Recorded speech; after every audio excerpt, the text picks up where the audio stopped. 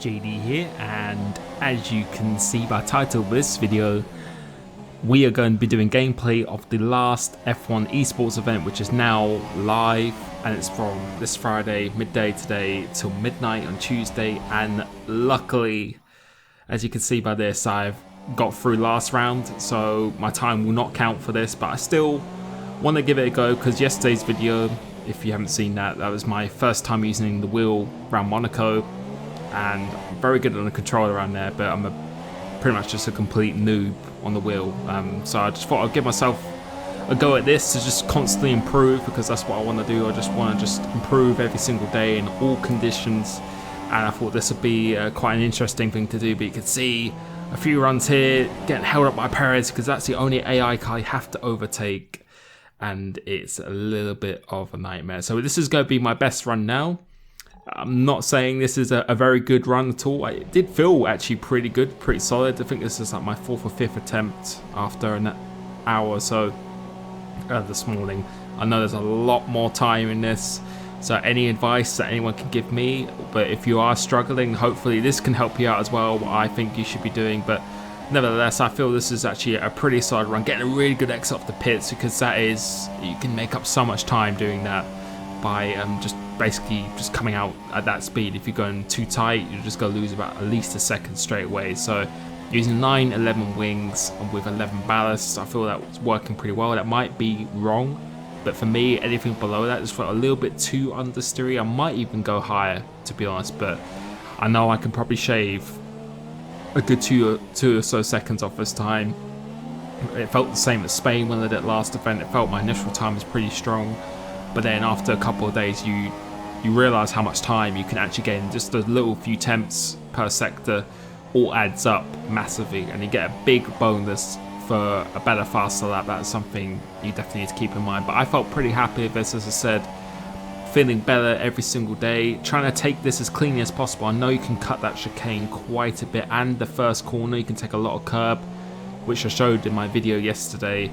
So I don't know how much people are doing that, but obviously, yeah, who knows. But I know someone like a Patrick Holzman on a Flying Finn and Brendan Lee, they're going to be doing a mega quick time around here. So, but nonetheless, as I said, I feel this is a pretty good run. But coming up through here now, Perez, I feel you really need to get him as soon as possible. Basically, just after this first sector, you want to be getting him into this corner, so try and take him nice and cleanly, going down the inside, trying to avoid any little contact, because sometimes you can get caught on your rear. You really want to try and hook yourself round that hairpin. If you want to go half on that curb, it kind of just drags you round without you having to turn as much. So I really do feel that's a must in terms of gaining that time. And from here on out, it's you just completely doing basically free flying laps to the end of the race. And going through this, I feel this is pretty nice. Another corner where I feel you can probably cut a little bit and gain a little bit of time. Really enjoy this one. We've got to get maximum commitment through here, completely flat out for this. And this corner here, this is where I feel I can gain so much more time, because I'm just so used to the controller through there.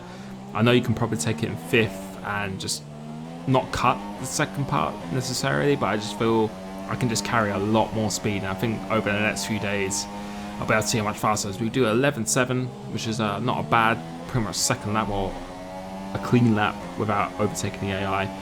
But now, ideally, I think you want to be probably aiming for the high 10s or very low 11s consistently each lap from here on out.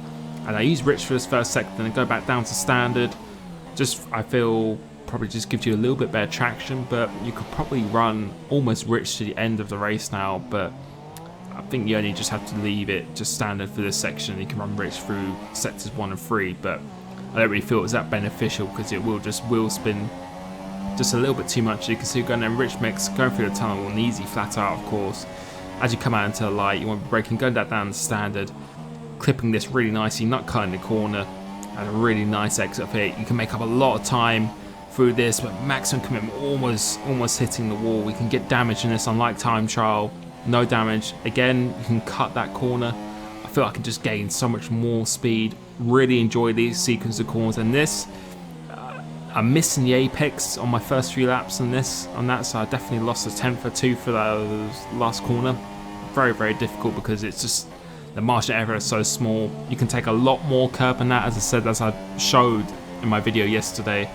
But now it's just all about being as fast as possible towards the end of the race. So using rich mix again, trying to get as close to this as possible. Go out to the right just to avoid the bumps about middle of the track. And next up, I'll actually talk through the braking points and lines. As I said, you really want to be getting Perez. Ideally, if you could get him before that lap. I know some guys are probably doing that. The very, very specialist guys around here probably getting him on the first lap, in fact, probably. But if you can get him going to turn 1 or before, on the lap before, then that's just going to clear you up. Because if you don't get him into that corner that I did, you're going to be held up pretty much for a whole sector to come out of this corner. So, as I said, we'll talk through the lines and the braking points of what I'm doing for the next lap here. Going purple again, done 11.2 so far. Again, you can use a lot more curb than that if you wish, but I'm just trying to take it clean, to be honest, just to see how fast really I can go. Getting a better exit of this now. So coming into this first corner, not much of a reference, but I brake about 10 meters before the F1 2017 sign, taking about half curb here to take the full car on that, going up the hill now. I leave it in 6th gear. On the right hand side, as you pass, there's like a banner. I go down to 4th gear. There's a red sign that enters on the left. That's your turning in point for this. As you pass the black box above the track on the left, that's your turning point. Try and carry as much speed as possible. Going past the black box again. Try and hook yourself around that. Didn't manage quite to do it that time. Again, try and hook yourself around here. Just before the shadow, that's your turning in point. Short shift to third and the exit, just to give you some really good traction coming off this now. And for this corner, a very, very crucial one. When we're braking about the 100 meter board, just after that, take as much as possible. That was pretty nice coming out through the 50 meter board for this. As you pass that box, that's where you want to be turning maximum commitment flat out through here. Just before the white banner, that's where you'll be turning in for this. Catching the oversteer just before the shadow, that's your braking point. Again, try and carry as much speed as possible. Just before the red part of the wall, I believe, on the left hand side, that's where we'll be turning nice and tight to get the best possible shortest distance of the track. And that is the best run I've done so far. As I said, I think I've done 3 or 4 completed runs only.